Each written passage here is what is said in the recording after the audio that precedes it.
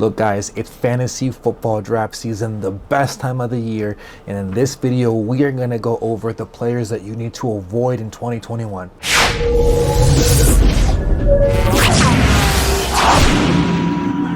Hey everybody, welcome to the 100 Fantasy Football channel. As always, it is an honor to have you here. If you're returning, welcome back. If you are brand new, my name is Ivan Herrera, and the mission of this channel is to give you the tools needed to be successful in fantasy football. And once again, thank you so much for stopping by. As a preface, the players that I'm going to recommend aren't players that I'm not saying you shouldn't have on your team, but when it comes to evaluating players that you need to have on your rosters, I like to always evaluate on where they're being drafted and how much it'll cost you to have them on your roster. Though these players are all extremely talented, I just don't think that they will really be worth what they're currently costing right now in fantasy football drafts. Now, the first player I'm going to ruffle some feathers with is Derrick Henry out of the Tennessee Titans. I get it, this is the guy that just eclipsed 2,000 yards the year prior, but watch, check this out. Michael Fabiano out of SI was showing us some of the numbers of the previous players that had eclipsed the 2,000 mark and what they did this season afterwards. And a little preview, it's not looking pretty. Look, the average decline of the 7 players that played at least 12 games after eclipsing 2,000 yards was 807 yards, and the average decline in fantasy points was 120.6. Now, one could make the argument that some of those players were in another era, so we're going to focus in on only 2 players, Chris Johnson and Adrian Peterson. When Chris Johnson eclipsed 2,000 yards, he was in his 2nd season. He didn't have a lot of mileage when he accomplished this feat. He only missed 1 game in the 4 seasons following, and he still didn't see the same production after hitting 2,000. Adrian Peterson had over 1,700 yards by the time that he had already accomplished his 2,000 yard mark.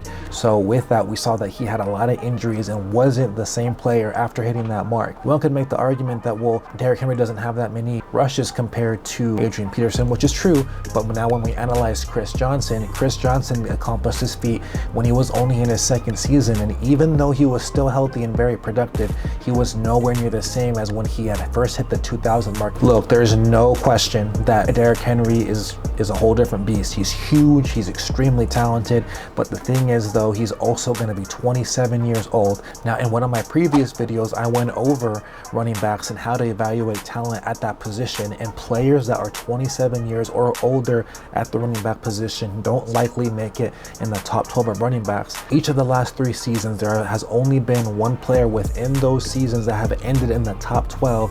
In this past season, it was Mike Davis, who is now with the Atlanta Falcons, and one could argue that the reason why he was even in the top 12 was because of the production that he brings in PPR leagues with his reception ability, and that's something that Derrick Henry doesn't bring to the table. There is no question that Derrick Henry is talented and he's just built differently, but I'm just making the prediction that he's not going to bring back that same running back 1 value that you are looking for in 2021.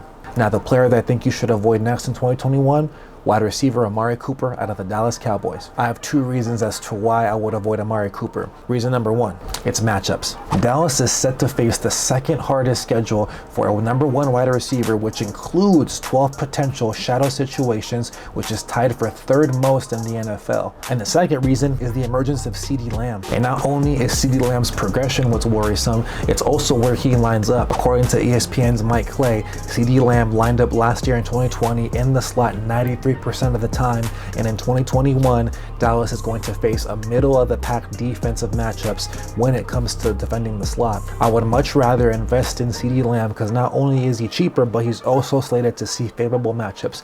Now, I have another player that I'm on the fence on, and the only reason why I'm on the fence on this player is only because of number 1, the tight end position is really shallow, but number 2, there are so many question marks currently going on in Philadelphia when it comes to this, and this is Dallas Goedert out of the Philadelphia Eagles. I'm saying Dallas Goedert because I said Amari Cooper, and I can't just bash a Cowboy and then you guys say that I'm a Philadelphia Eagles homer, but I'm a little worried about Goedert, and he is extremely talented, but the only pushback that I'm giving on Goedert is only where he's being drafted at, which is currently around the 6th round, and I believe that that is too much considering that you can get comparable value later on in the draft at that position. In the 9 games that Dallas Goedert had last season, he averaged a little over 18% of the target share for Philadelphia, and I think that that kind of volume could be great for Dallas Goedert, assuming that that Zach Ertz is gone, but being that there also may be some injury concerns with Dallas Goedert, that may be someone that you want to fade away, considering that he currently is going in the 6th round. If he's going to cost me that 6th round price, I would much rather invest in a different position, but if he's available later, by all means invest in him. So I don't know if that really counted as a player to avoid, but